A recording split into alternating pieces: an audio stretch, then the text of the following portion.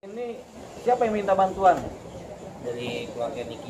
Oh ya, tentunya saya tidak akan kemudian memberikan bantuan ya. Artinya ada kasus-kasus yang memang bisa dibantu kalau kasus ini punya nilai kebenaran. Tapi kalau kasus ini setelah kita selidik memang nilainya lebih banyak kejahatannya daripada kebenarannya, kita membantu apa yang kita bantu. Membantu meringankan hukuman juga percuma juga kan. Jadi kita biarkanlah proses hukum berjalan gitu. Nah, yang kita bantu adalah orang-orang yang kemudian tidak mendapatkan keadilan, karena lebih banyak orang yang nggak dapatkan keadilan dan kebenarannya dihancurkan orang lain kan, itu lebih banyak yang harus dibantu. Jadi kita pilih-pilih waktu kita sebagai pengacara, kita jaga supaya yang kita bantu adalah orang-orang yang memang mengajar keadilan. Tapi kalau orang-orang yang udah benar-benar salah, udah kemudian dicari posisi baiknya juga susah, kita hanya mengharapkan keringanan hukuman, rasa-rasanya masih banyak pengacara yang akan menjalankan. Bang, tapi kan di sini kan berarti Nikita Mirzani sebenarnya awalnya si Reza Gladys ini sebenarnya pengen ngebungkam supaya tidak mengkritisi produknya yang dengan tanda kutip berarti produknya juga bermasalah gitu kan Bang. Apa bungkam ini supaya tidak bicara termasuk penyuapan Bang? Iya, ini kita belum tahu apa yang terjadi sebenarnya. Posisi yang terjadi sebenarnya hanya bisa didapatkan di persidangan, titik terangnya di persidangan. Tapi sebenarnya penyidik Polda Metro Jaya sudah tahu apa yang sebenarnya terjadi. Jadi opini-opini bahwasanya mungkin si Reza Gladys ini ingin membungkam, atau mungkin Reza Gladys ini diperas, atau mungkin adanya jebak-jebakan, ini adalah opini-opini. Tapi yang pasti terjadi adalah di persidangan nanti. Tapi dengan ditahannya Nikita Mirzani, berpotensi bahwasanya memang ini adalah pemerasan murni. Begitu. Walaupun mungkin ada yang seolah-olah si Reza ini terbawa dalam pemerasan-pemerasannya Nikita Mirzani, tapi memang apakah itu jebakan? Tapi memang yang menentukan adalah penyidik ya kan. Ketika penyidik kemudian menahan, potensi bahwasanya memang terjadilah pemerasan sudah ada. Jadi kita kemudian mengesampingkan opini-opini yang ada tadi, kita anggap bahwasanya ini memang terjadi pemerasan dan penyemaran nama baik yang kita belum.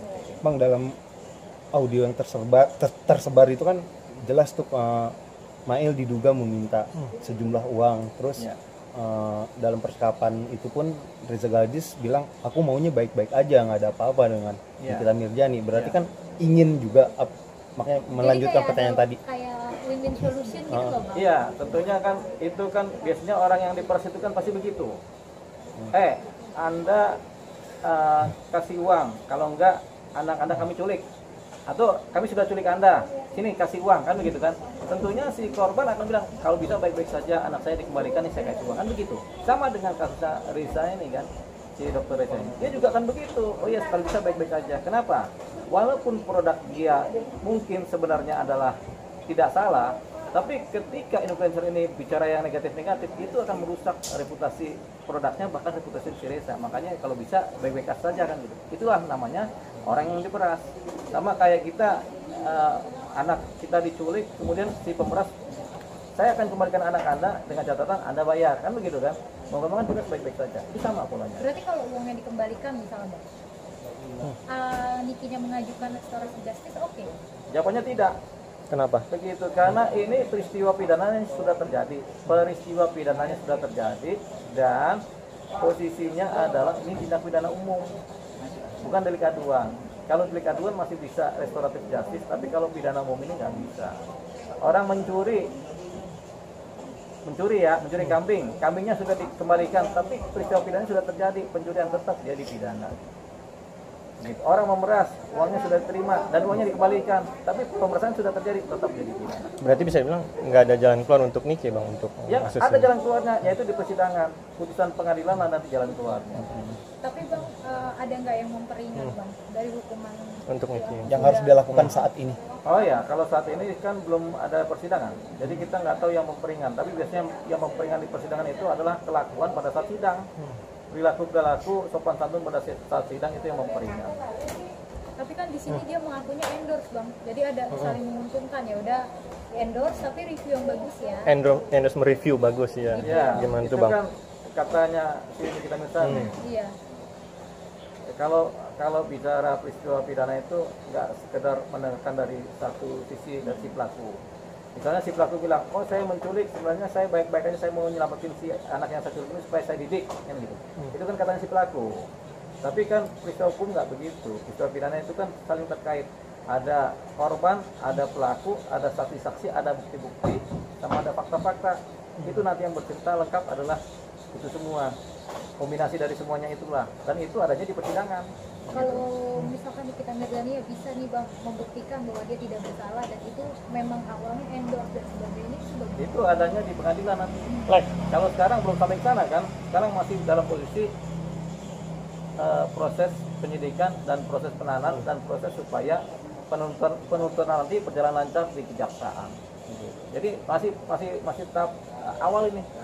Nah kalau udah sampai ke sana itu adanya di persidangan. Nanti kita misalnya berusaha membuktikan di persidangan dia nggak bersalah, ini dia ceritakan begini, itu nanti ada timbang-timbang hakim. Gitu. Tapi adanya di persidangan. Nah saat ini kan ditahan ya Bang. Kalau untuk persyaratan restoratif justice itu sendiri apa sih Bang? Restoratif justice itu hanya berlaku untuk delik aduan, kan? Delik aduan itu berlaku. Misalnya perselingkuhan dimaafkan itu berlaku. Kemudian posisi penyemaran nama baik dimaafkan itu berlaku restoratif justice. Tapi lebih dari itu nggak berlaku. Kasus pencurian itu nggak berlaku. Kasus perjudian tidak berlaku, kasus pembunuhan tidak berlaku, kasus perkosaan tidak berlaku, kasus pemerasan juga tidak berlaku. Penangguhan penahanan juga sulit Bang? Sulit, sama sulitnya kayak kita menangguhkan memohon penahanan terhadap orang yang membunuh, itu sulit sekali, nggak bisa biasanya. Sama, pemerasan juga begitu. Walaupun udah dilakukan oleh keluarga gitu ya Bang yang meminta? Betul, semua permohonan penangguhan penahanan dilakukan oleh keluarga dan penasihat hukumnya rata-rata.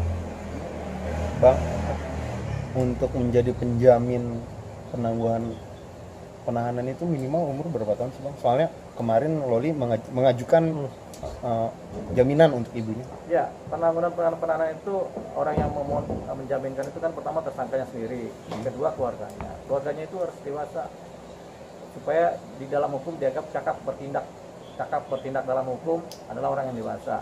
Nah, cakap bertindak ini dianggap dewasa ketika orang sudah punya kartu penduduk, umur 17 tahun itu sudah bisa bertindak. Setiap kita yang sudah punya KTP kan kita bisa tanda tangan perjanjian. Dasarnya apa tanda perjanjian? Ada KTP, mana KTP-nya ditulis ini KTP-nya ini tanda tangan perjanjian. Jadi begitu. Jadi kecakapan bertindak itu adalah orang yang sudah berusia dewasa dan sudah punya kartu tanda penduduk, yaitu umurnya 17 tahun paling tidak.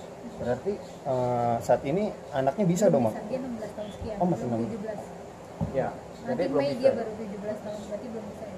Kenapa sih Bang alasan terkuat apa yang bikin kasus pemerasan ini susah untuk melakukan penangguhan penahanan? Karena kalau kasus pemerasan secara lengkap, setiap pemerasan selalu disertai dengan ancaman. Ancaman ini yang kemudian berisiko. Sama kayak ada wartawan mengancam itu kan? Itu kan pidana juga. Ada wartawan mengancam, ada orang mengancam wartawan. Tidak boleh dilukasin, kalau enggak kalian akan kami begini. Itu kan ancaman. Jadi yang paling mahal dari pemeriksaan itu adalah ancamannya. Gitu.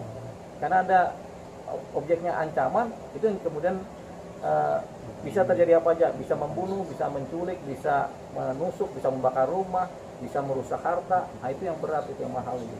Bang, tapi umur cakap hukum itu di 17 tahun atau di 18 tahun?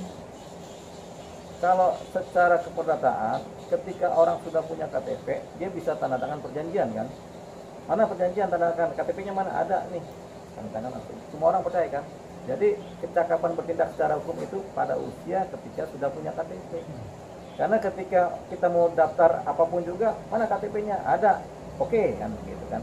Jadi standar kecakapan bertindak secara hukum adalah kita ambil contoh ketika kita pas punya KTP, kita bikin perjanjian dengan pihak lain. Yang penting ada KTP, dianggap sebagai dewasa. Itu standarnya.